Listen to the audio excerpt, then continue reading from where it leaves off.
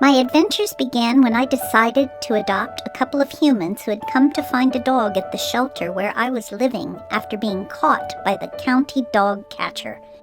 Little did I know that these people would bring so much love and fun into my life. Before I came along, Mommy and Daddy had 2 German short-haired pointers called Oscar and Emmy, and a sweet German Shepherd mix named Bobo.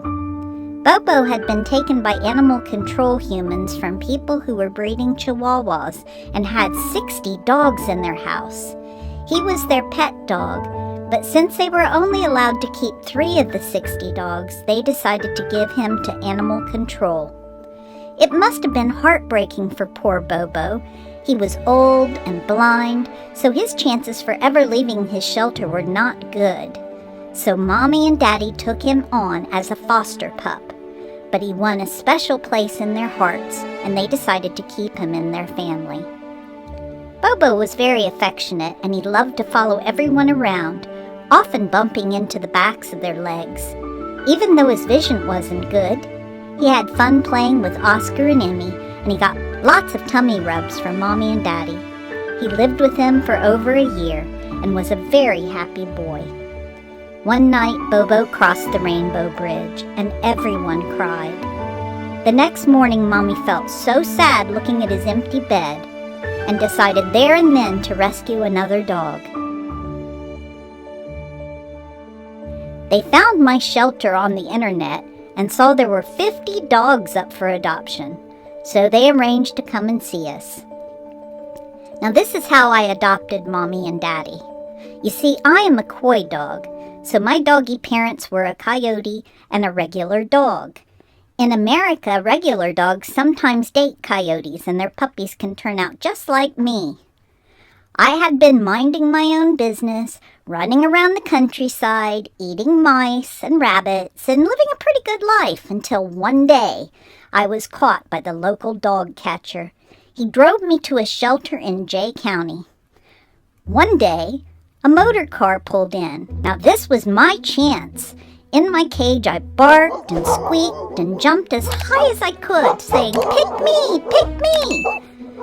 There were lots of other dogs barking and jumping too, but I guess my beautiful big ears caught their attention, and the next thing I knew, I was out of the cage and meeting these 2 humans. I was very smart. I knew how to do all the right things. I rolled on my back, I wagged my tail real fast, I licked their hands as they rubbed my tummy, and I squealed with delight. And after a few minutes of this, I was gently picked up and put in the back of their car. After a quick stop to be checked over by the vet, who said I was a very healthy coy dog, we arrived at my new home. At first it was a bit intimidating. The house was big, with lots of grass and trees in the yard, and there were 2 large and very bouncy pointers that ran up to check me out. So I was careful to be friendly and not too lively. I could tell right away that Emmy was the boss, but Oscar was a big softy who just wanted to play. Life was great, and I settled in right away. Oscar and me were especially best friends. I also fussed over the new dogs who would come and stay with us from time to time until Mommy and Daddy could find them their own forever homes. One day, Mommy and Daddy told us they had decided to move to a place called England. For me, Oscar and Emmy, this would mean new adventures. In August 2013, the 3 of us flew on a big jet to London in our roomy and comfortable crates while Mommy and Daddy were stuck in 2 tiny little human seats. They should have asked for crates. At first we lived on a cow farm in Devon, but often ran on sandy beaches with our Scottish cousin Maxie, a West Highland Terrier. Max would run around in circles and bark at the waves, which seemed to ignore him while we tried to keep up with him. Maxie always made sure we had a good time. After a few human months, Mommy and Daddy told us we had to move again. But this time we were sailing to Ireland. I couldn't believe my ears. We would meet our Irish doggy cousins, chase rainbows every day, and find pots of gold guarded by leprechauns. With all that gold, I would surely be a treat millionaire. When we arrived, we found we were going to live in a converted chicken coop tucked away in beautiful hills. It took us a long time to find the place, but when we did, we all flaked out after an exhausting long day. It was a great time for us all, walking over the hills and along beaches, exploring interesting smells, and looking at the beautiful scenery all around. For a special treat, we'd go to a place called Bantry Bay and play in the sea. It was such fun! Emmy and I would tease Oscar, who would whine like a big baby if he waded in too deep playing fetch after his ball or a stick. When our boss and our sister Emmy crossed the Rainbow Bridge, for me and Oscar, it felt like a piece of us left with her. She was always the leader of our pack, and she kept us on our toes. I'll never forget that day when she got up on the sofa, looked over at us, lowered her head to take a nap, and then she didn't wake up again. But she left us with so many memories, and she will forever be in our hearts.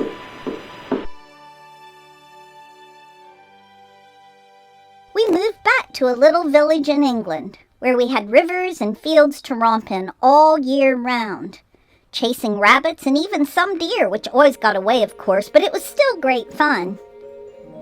My nose is my most reliable guide.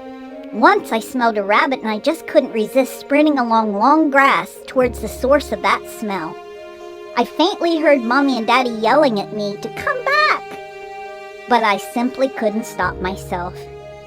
Sadly, it got away, and we returned home. But then we noticed I had cut myself on a barbed wire fence without even realizing it. I didn't feel any pain, but the sharp wire had cut right through to my muscle. There was no bleeding, and I don't know why they made such a fuss, but I heard them say I was going to need stitches. Yikes! What stitches? Now, I really don't like vets much. They're always poking and feeling around and doing things that make me nervous. But still, I agreed to get these stitches. And when I was leaving the vet, she made me wear a big plastic contraption around my neck. Mommy called it the cone of shame. I assumed they were ashamed that I hadn't caught that rabbit, and this was some kind of punishment. It was so embarrassing and uncomfortable, so Daddy got me a really soft one, much better than the hard plastic one that the vet gave me. Even though it was still embarrassing, at least I could now suffer in comfort. Now let me tell you about Oscar. He was my bestest buddy. We had the most fun times together. We would romp together, indoors and out, and often I'd give him extra love, licking his face, his head, his velvety soft ears. Oscar was a dog with a mission: to play with any and every ball.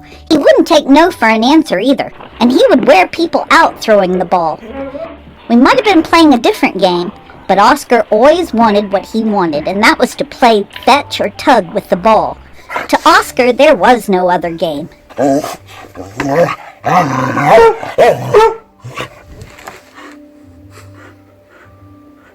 I did play the food game with Oscar.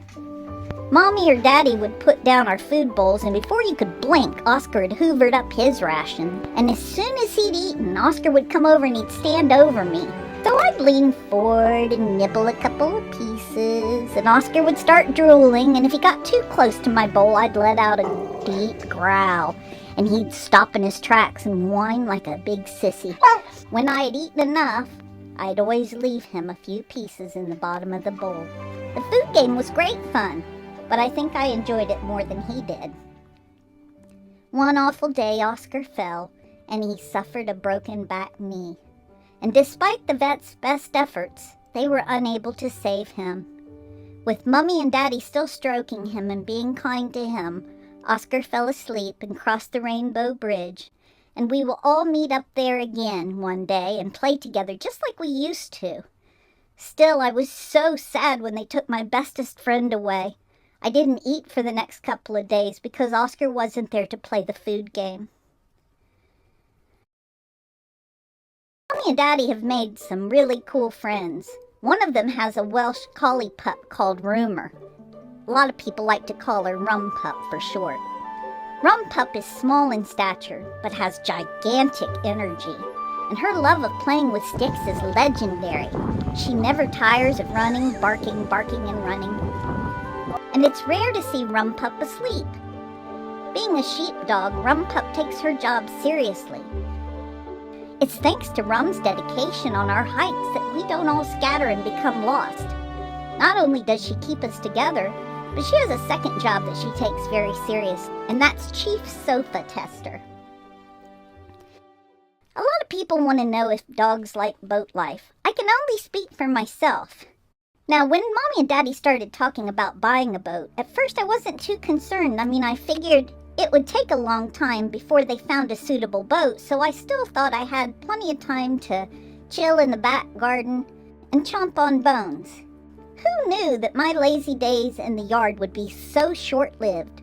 Mommy and Daddy thought it would take ages for them to find and buy a boat, but in the end, it all happened very quickly, and before I knew it, we were all living on a narrowboat.